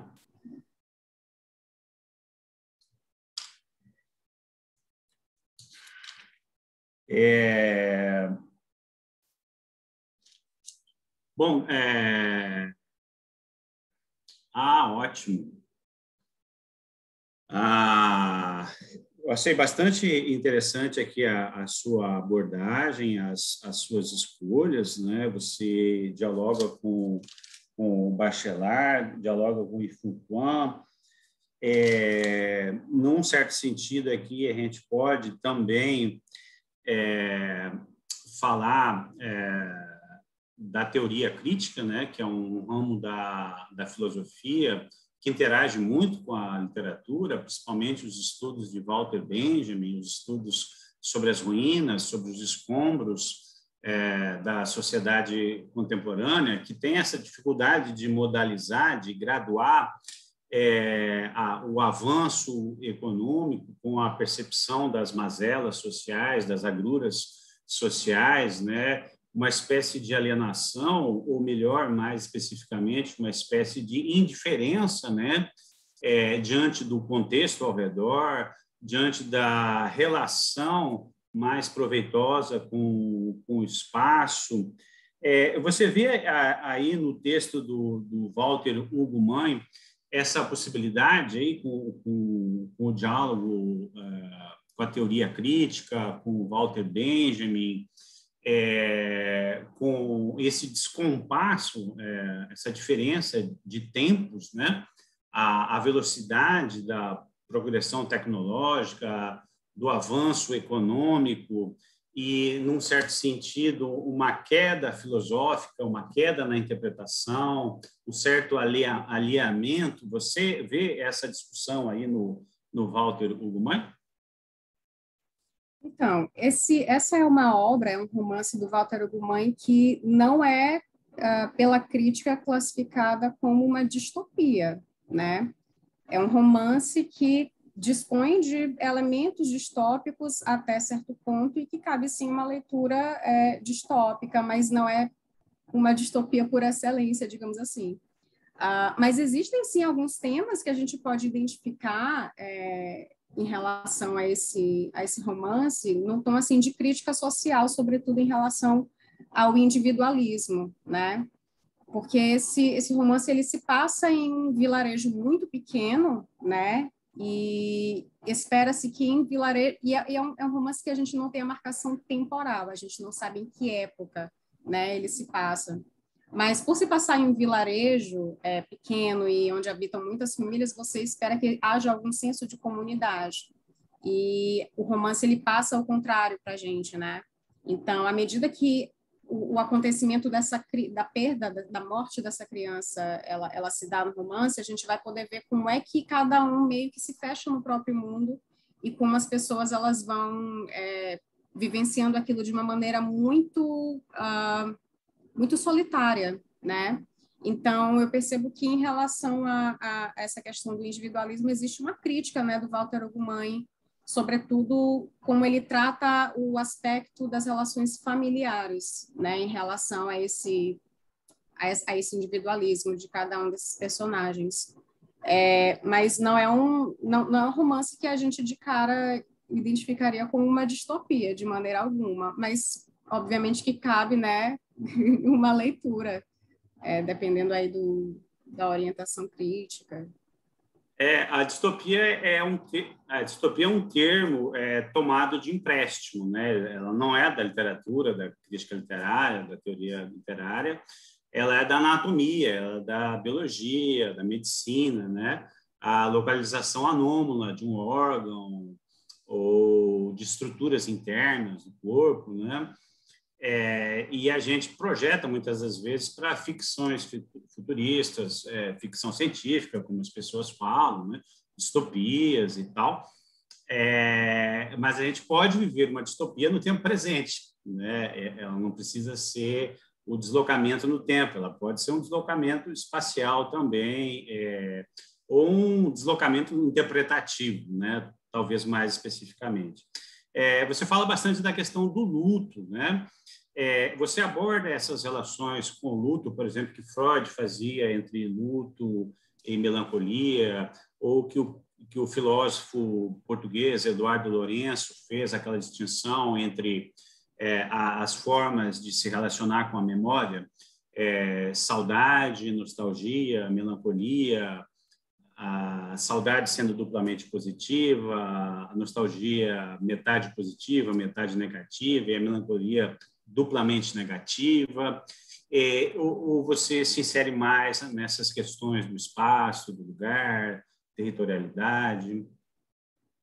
Bom, na minha dissertação eu trago o espaço relacionado à memória, né? E aí, quando eu vou falar de memória, eu trago alguns teóricos que vão dialogar justamente, o Freud é um deles, com a ideia de melancolia, né? Eu trago, na verdade, dois teóricos principais que, muito embora não dialoguem muito bem entre si, porque venham de bases epistemológicas muito distintas, eles vão dialogar com a obra de maneira muito peculiar. Eu trago Freud para falar sobre a experiência do luto vivenciada por um dos personagens que não é o protagonista.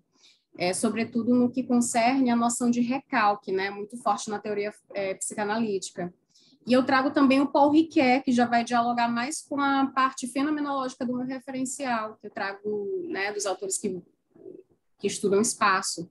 O Paul Ricoeur para falar também sobre a ideia de esquecimento, né, que para o Freud o recalque seria nada mais do que o esquecimento, ainda que sintomático, e o esquecimento para o Ricoeur já é uma noção, uma leitura, na verdade, de memória um tanto mais feliz, né? E aí a gente vai poder comparar essas duas leituras de memória e de esquecimento em relação à experiência do luto na obra, a partir desses autores e de alguns outros, de maneira assim mais contrastante. Mas eu trago sim na dissertação, apenas não nesse recorte. Sim, ótimo. Muito obrigado, Renata, pela sua apresentação. Eu vou conversar, fazer algumas perguntas para a Lígia, né? Mas o pessoal aí do chat, das mensagens da chamada, quiserem dialogar, fazerem perguntas, né? A gente pode aproveitar aqui o momento aí que temos 3 temas muito interessantes, abordagens muito impactantes, né? Possibilidades aí muito ricas de reflexão e de debate. Lígia, muito obrigado pela sua apresentação. Vamos falar aí sobre o seu trabalho, né? Você apresentou aí uma obra da Inês Pedrosa, Intimidação e Violência, uma análise do processo Violeta de Inês Pedrosa. A gente pode fazer aí inúmeros debates, né, sobre as temáticas que atuam aí no espaço ficcional, né, e principalmente aí da condição da mulher na sociedade em vários períodos da humanidade, né. Nós sabemos que, no caso das mulheres de baixíssima renda, as miseráveis, né, não falo as que estão ali nos estratos sociais e nas categorias profissionais do romance, mas as mulheres de baixíssima renda, elas sempre tiveram que trabalhar, né, parteira, costureira, camponesa, cozinheira, né? Desde os primórdios da humanidade, o homem achava que, enquanto objeto de investimento, a mulher deveria trabalhar, o homem de baixíssima renda, o miserável, né? Porque o orçamento ele não dava. Então, durante muito tempo, né, tem-se a ideia que só a partir dos anos 50, anos 60, com o advento dos contraceptivos, anticoncepcional, etc., é que a mulher teve acesso ao campo de trabalho, né? Quando na verdade não, né? As classes sociais muito baixas, a mulher sempre teve que trabalhar fora, né? Porque o orçamento não dava, né? Ou então as mulheres que estariam na ponta inversa da pirâmide social, princesas, rainhas, que tinham que trabalhar em atividades relacionadas à diplomacia, ou então à caridade, né? Porque os nobres eles achavam que o investimento era melhor se as mulheres atuassem socialmente, né? Mas a tradicional classe média, durante muito tempo, a mulher vista como um objeto, o investimento seria melhor se ela só tomasse conta do lar, dos filhos, né? Da constituição da casa, né? Então, a gente tem essa referência econômica, né? Independentemente da época, se nós estamos no escravismo ou, posteriormente, no feudalismo, ou na mistura, né? Das três formas econômicas que ocorrem lá no Renascimento, né? O mercantilismo, em que nós temos uma sociedade escravista, uma sociedade de servos e uma sociedade de assalariados, né? Capitalista ao mesmo tempo, e depois, com a Revolução Francesa, a sociedade capitalista em que predomina aí as visões da acumulação e da mercadoria. Então, a noção de mulher como objeto ou como mercadoria, né? Nessa dupla face aí, ela sempre foi uma constante, independentemente da época, né? A gente pode dizer, assim, de uma forma, não digo livre, mas de uma forma transferida, que a dimensão sexual da mulher também é vista por essa concepção, né? A mulher enquanto um determinado tipo de aproveitamento, né? É melhor o aproveitamento da mulher enquanto possibilidade sexual ou então enquanto possibilidade da manutenção de um clã, de um grupo familiar, de uma ascendência, de uma descendência, né? Então, é uma concepção, uma crítica que, a priori, é feita externamente à revelia da mulher, como era, durante muito tempo, a questão econômica para o trabalho da mulher, né? Algo que na sociedade muitas vezes não é colocado, muitas das vezes a necessidade de a mulher produzir comitês de autodefesa, as mulheres se unirem, né?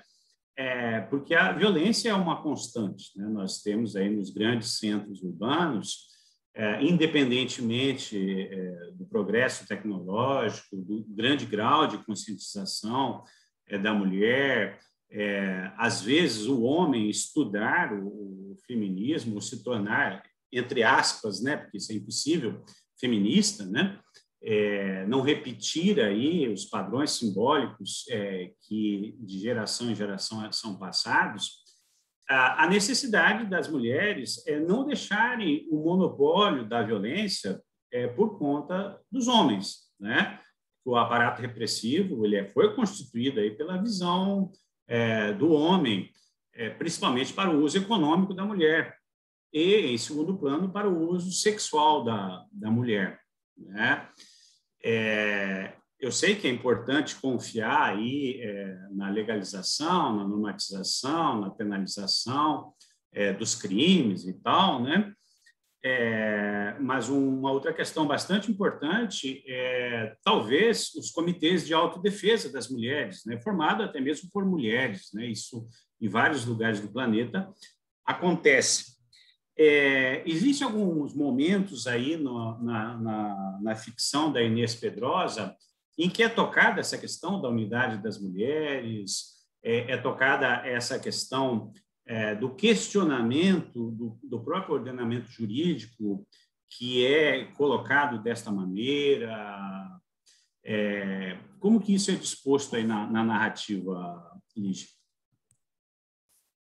Obrigada, né, pelas considerações. Eu quero primeiro parabenizar os colegas que apresentaram também, que foram, né, apresentações muito interessantes e que eu gostei muito de conhecer as obras, né, apresentadas ao Walter Hugo Mann. Eu até já conhecia um pouco, né, de outras obras que li, mas a Joana Bertolo eu ainda não conhecia, até anotei aqui, né, para comprar essa obra, porque eu fiquei muito interessada. Bom, quanto à pergunta do professor, na obra em si, essa obra da Inês Pedrosa, ela é assim riquíssima intertextualmente, né? Porque ela cita não só mulheres da história do ocidental, né? Mas mulheres fictícias. Ela cita Julieta, Afrodite, né? Pisquet, né? E aí da história ela cita a Catarina de Médici, outras mulheres, que eu acho que até a Virginia Klein, que é a que foi esposa do Edgar Allan Poe, né? Ela cita, assim, abertamente muitas mulheres. Em alguns momentos, a obra ela até parece mais um ensaio, porque ela traz tantos exemplos, né? Até da biologia também. E um exemplo jurídico, né? Respondendo à pergunta do professor, que ela traz é a Mary Kay Letourneau, que foi uma mulher, né, estadunidense que se envolveu com o Vini Fulô, sei lá, não estou lembrando o nome dele. Eu sei que o nome dele era Vini, mas eu não sei a pronúncia, né, do sobrenome. Vini Fulô, eu acho. Mary Kay Letourneau, pode, né, na internet você encontra, porque tiveram inúmeras reportagens a respeito desse caso, né, nos Estados Unidos, também na década de 70, 80, por aí, em que uma professora de 32 anos se envolveu sexualmente com um aluno, né? E dizia-se que era, sim, amor e tal, era um amor intergeracional. Inclusive, eles tiveram filhos, né, dessa relação. Ela foi presa 2 vezes, a Mary Kay Letourneau. E quando ela saiu da cadeia, eles se casaram e viveram, né, durante muito tempo. Ela faleceu, se eu não me engano, ano passado, em julho do ano passado, a Mary Kay. E essa história, ela é citada, né, dentro da obra O Processo Violeta, porque aqui eu falei mais da Ana Lúcia, né, do caso da violência, aqui ela foi, aqui ela sofreu, né, por um aluno de 14 anos, mas a história em si, do Processo Violeta, né, como o próprio nome disse, ela gira em torno da história de Hildo e Violeta, né, colocando essa história como uma história mesmo de amor. Por isso que são 2 casos assim diferentes visualmente, porque nas conversas eles trocam cartas, né? Eles se encontram clandestinamente, até porque Violeta é casada, né? Já mãe, e ela age como se não estivesse fora da sua razão, assim mesmo louca de paixão, né? Eu diria. E, enquanto isso, a Ana Lúcia ela é extremamente violada, né, intimidada em sala de aula por um outro aluno da mesma idade. Então, o objetivo aqui é só fazer essa reflexão, dessa visualização do abuso, né, a partir de 2 frentes, né? Como que um aluno de 14 anos ele viola uma professora, né, a intimida, né, e essa professora ela é representada como se não tivesse, como se fosse alguém indefensável, né? Como se ela não pudesse realmente se defender, porque ele mesmo diz, você não pode denunciar porque eu tenho apenas 14 anos, todo mundo vai pensar que você me seduziu, né? Ele diz isso para ela. E o contrário, Violeta, o aluno ele chega para ela com cartas de amor, e aí a gente fica se questionando se ele na verdade, ele está grato, porque ele é uma pessoa, né, moçambicana que estuda, aliás, cabo-verdiana, que estuda em uma escola portuguesa, né, através de uma bolsa de estudos, filho de uma mãe cabo-verdiana, né, então tem todo um preconceito porque ele é o único aluno negro da escola, e aí a Violeta, ela meio que assume, né, essa tutela dele dentro da escola, né, o defendendo, e aí ele vê isso, né, como uma forma de gratidão, mas aí ele passa a se corresponder com ela amorosamente, né? E isso é mal visto naquela sociedade.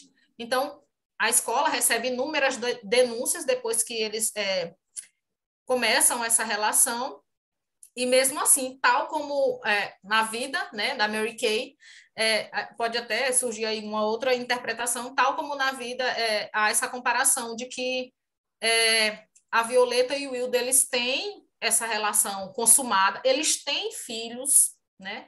A obra ela é dividida em duas partes, maioridade e menoridade. A menoridade é a primeira parte, né, de 28 capítulos, e a maioridade é apenas 1. Então, nessa menoridade, né, eles têm toda uma relação de amor. E na maioridade, é como se o Wildo, ele estiver... o Wildo narrando já, e aí ele fala como se não soubesse por que fez aquilo, né? Ele fala já... o inverso do que a gente vê na sociedade. Quando ele estava com 14 anos, parecia que ele sabia o que queria, né? Ele ia atrás da professora, mandava cartas, queria se encontrar, ia na casa dela, jogava pedra na janela para ela aparecer, né, para eles conversarem. E aí, depois que ele atinge a maioridade, né, é como se ele não soubesse, ele simplesmente deixou de querer, mesmo ele, né, se casando com ela e tendo filhos, mas parece assim que agora ele está mais confuso do que o que ele estava quando ele era jovem, né? Então, citando um caso, né, de direito verídico, que também é citado na obra, eu citaria a Mary Kay, né?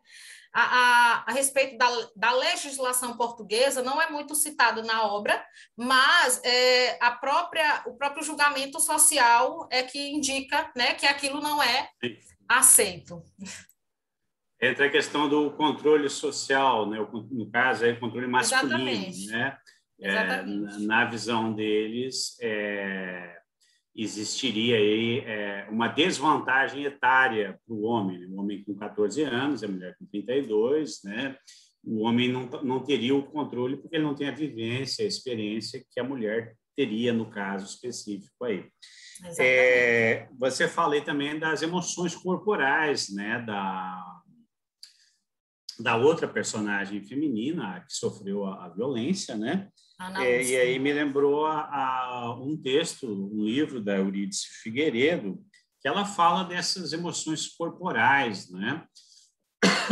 Que é uma espécie de reação involuntária ou resposta instantânea que a mulher desenvolve por meio de alguns tipos de sensações, né? Choro, dificuldade para falar, começa a tremer, imobilidade, né? Que seria uma autovergonha que a mulher sente em determinados momentos, que é algo introjetado de fora para dentro, né? A Eurídice Figueiredo é bem específica, né? E bem direta aí ao falar dessas emoções corporais, né? Que a mulher já introjeta a culpa como se ela fosse errada ou estivesse errada pelo fato de ela estar ali no radar do ataque alheio. Lígia, muito obrigada aí pela apresentação que você fez aí, da Inês Pedrosa. Aí eu abro aí para quem quiser fazer mais perguntas, debater, comentar, apontar aí alguns textos, alguns referenciais teóricos. Thales, temos aí algumas perguntas, algumas colocações? Não, perguntas nenhuma, professor. De fato, o pessoal gostou bastante, teve bastantes elogios. Vi vários elogios aqui nas mensagens. Bom dia. Bom dia, Madalena. Bom dia, Marcos, mediador da mesa. Madalena. Bom dia, Marcelo, Renata, Lígia. Eu estava aqui escondidinha, mas eu estava escondidinha escutando o que vocês estavam falando, tá? E gostaria de dar os parabéns para vocês pelas vossas falas e também para você, Marcos, pela sua ótima mediação da mesa, que não, na verdade foi muito mais do que uma mediação, né? Foi realmente uma conversa, uma interlocução, foi pedir a todos os participantes para depois especificarem melhor ou desenvolverem as ideias que eles tinham apresentado no primeiro momento. Então, você está bem de parabéns. E também falar assim, realmente a novíssima ficção portuguesa caracteriza-se pela diversidade, né? Cada um de vocês com autores tão diferentes, e ao mesmo tempo que eu acho interessante, ao contrário, talvez, de alguns traços mais fortes de uma ficção pós-25 de Abril, por exemplo, é que, não obstante serem temas, serem autoras e autores diferentes, né, as questões contemporâneas, né, e aí já não seriam as questões só da literatura portuguesa ou da cultura portuguesa, mas as questões de poder, as questões de espaço, as questões feministas, de subjugação, enfim, estão presentes nesses textos, né? Então isso é muito salutar, né? Porque eu acho que houve um momento talvez que a literatura portuguesa tenha ficado um pouco ensimesmada, uma coisa muito para dentro, se autocitando, uma coisa muito calcada na experiência histórica, e acho que agora não. A literatura portuguesa é a literatura feita em Portugal por autores portugueses, mas ela está toda conectada com questões do nosso mundo, né? De deslocações, do que é a linguagem, do que é essa questão da luta, a luta das mulheres, né? Para terem um lugar, de facto, de igualdade, mas igualdade mantendo uma singularidade. Então, isso eu queria muito falar isso para vocês, né? Como parte da diretoria também, desta Abraplip, que foi muito, muito salutar, todos vocês, assim, com o domínio da palavra, com o encadeamento, com muito boas apresentações. Fiquei muito, muito, muito bem impressionada, sinceramente. Então, queria deixar esse meu depoimento aqui, tá? Para essa mesa. Nós que agradecemos, Madalena, e dispomos também aí dessa visão, né, da literatura portuguesa e das literaturas em língua portuguesa, né, que estão debatendo temas e tópicos que acontecem no mundo atual, né, de uma maneira instantânea e, ao mesmo tempo, milenar. Né? Então, entre aspas, os relógios todos estão acertados, né? E muitas coisas estão sendo projetadas, e a literatura ocupa aí um papel de grande destaque. Nós temos que encerrar aqui, o Thales está nos avisando que já vai entrar outra mesa, né? E eles têm que fazer o acompanhamento aí técnico. Mas muito obrigado, Madalena, por participar aí dessas apresentações. Muito obrigado, Marcelo, Renata, Lígia. E continuamos com esta edição da Abraplip. Um beijo e um abraço para todos vocês. Tchau, gente. Bom dia. Obrigado, professor Marcos, pela ótima mediação na nossa sala. Obrigado, Thales. Parabenizamos aos nossos apresentadores, ótimos trabalhos, e como o professor enfatizou, então, continuamos conectados na Abraplip. Um abraço a todos, vamos encerrar nossa gravação. Um ótimo dia. Bom dia. Muito obrigado.